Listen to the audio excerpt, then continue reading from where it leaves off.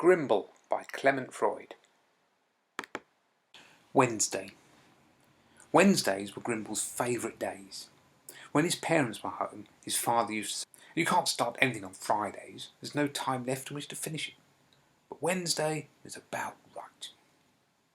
On Wednesdays, Grimble used to get up early and get fresh hot rolls from the baker's shop. Then he and his father cooked bacon and made scrambled eggs on toast and had fizzy lemonade. After that, they would look at the newspapers. His father read out the headlines and Grimble tried to guess the next line.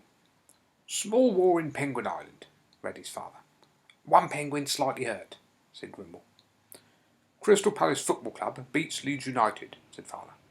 "Crystal Palace manager faints," said Grimble. "I lied," said politician, said his father.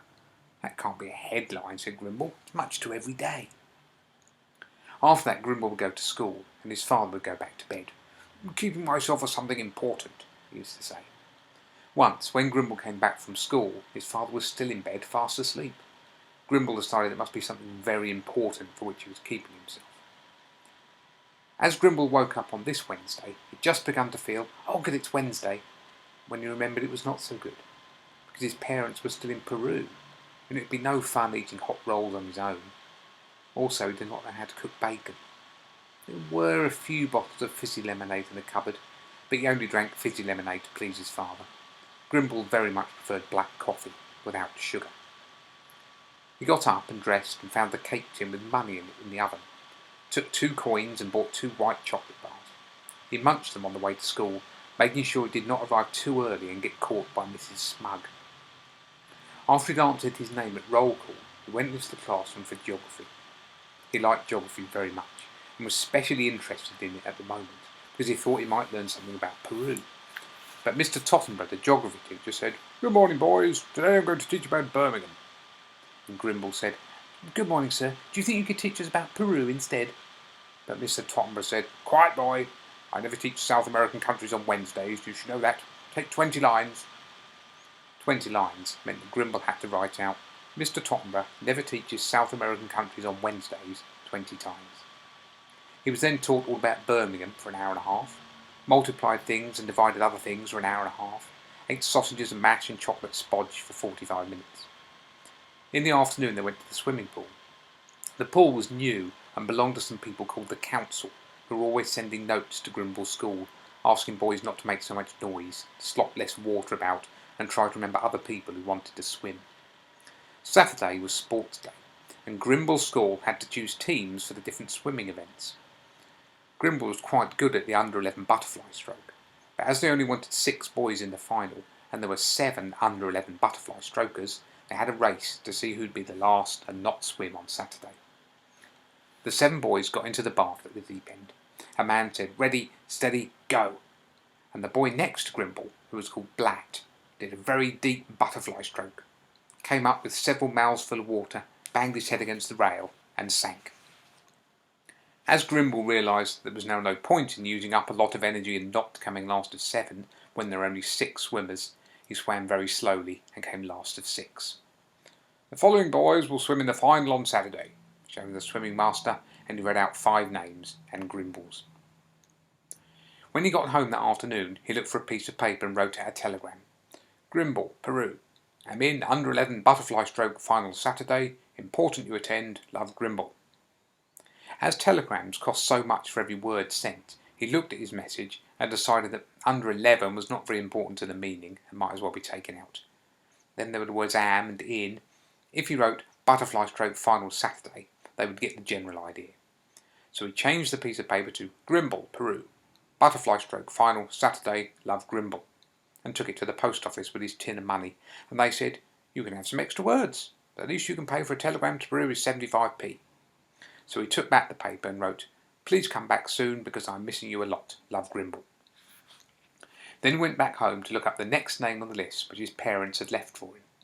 It would be nice, he thought, if one of the families were in when I arrived for dinner. The 3rd name on the list was Grimble's Aunt Percy. This you may think is an odd name for an aunt, but Percy's real name was Persimmon, and she had always been called Percy from the time she was a child. There seemed no good reason why she should change it now she was a middle-aged aunt. Aunt Percy lived in a flat, which was so like all the other flats in the building The only way he could tell hers was by the colour of the front door. At the beginning, when the flats were first built, Aunt Percy's door had been buff, which is really a non-colour, like brown left out in the wind and rain, and all the other flats had chosen colours like red and bright blue and pale yellow and green. The trouble was that now, a few years after the flats had been built and left out in the wind and rain, all the other doors were about the colour that Aunt Percy had chosen in the first place. So the people in the flats had a meeting and decided that everyone should write on the outside of each door the names of the people who lived on the inside of it. Aunt Percy was very angry about this. She said, "I was the only one to choose a colour which you've now copied, and that's your own fault if no one can find you. I'm certainly not going to write my name on my door. All my friends know I live behind the buff door." And the other people in the flat said that Aunt Percy was quite right, and now, as well as having their names on their buff doors, they also had the message, "And Aunt Percy does not live here." So Aunt Percy had the flat with nothing written on it at all. Grimble walked past all the doors with names on them, and finally came to the blank one and gave a shy knock. As no one answered, he pushed, and it opened easily.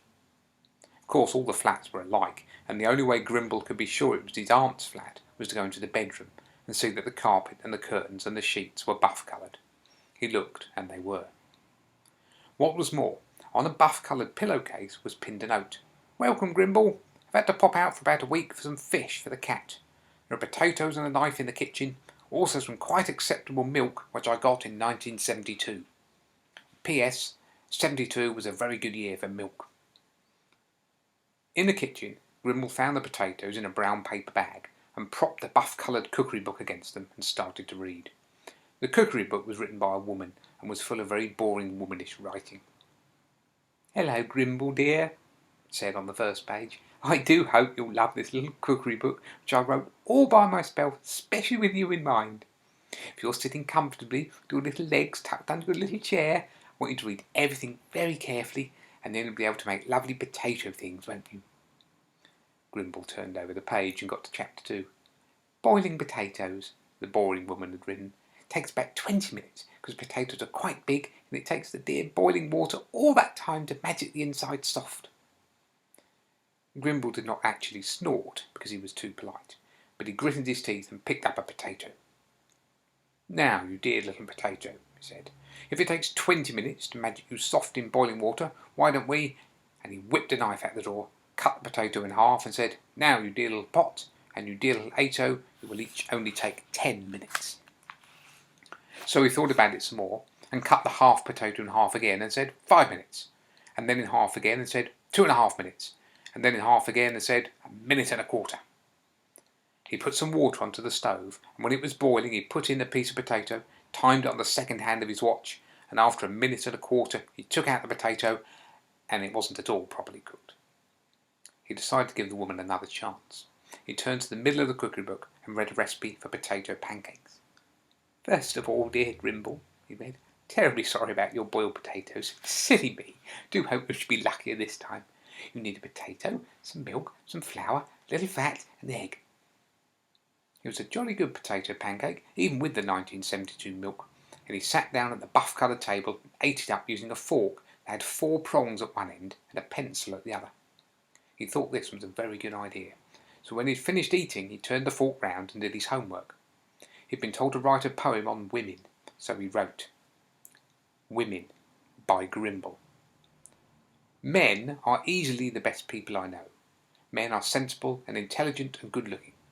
Some of my very best friends are men, like my father, and I'm jolly glad I haven't got a sister." The end. As he was still full of writing, and his poems were never longer than about 4 lines, he wrote a note to his Aunt Percy. "Dear Aunt, made myself a potato pancake. Thank you for doing the washing up. Hope you get some good fish. Love, Grimble."